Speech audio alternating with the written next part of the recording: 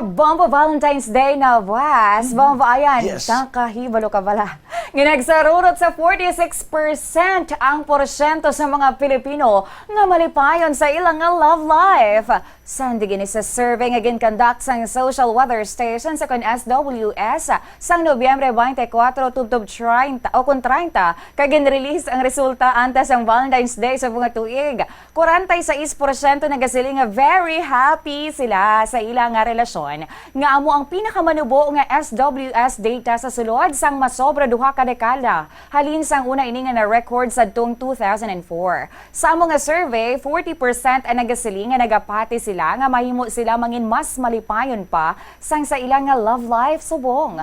Ang nabilin nga 14% ng pahayag nga wala sila sang love life. As of November 2025, ang may pinakamataas nga nalipay sa ilang nga love life amo ang kasado nga mga babae nga may 57%. Ginasundan sang kasado nga mga lalaki nga may 55%, mga lalaki nga may live-in partners nga yara sa 50%, kag ang mga babae nga may live-in partners nga yara sa 45%. Sa mga babae nga respondents, 22% ang nagsiling nga wala sila sang bana o kon partner sa mga tuig.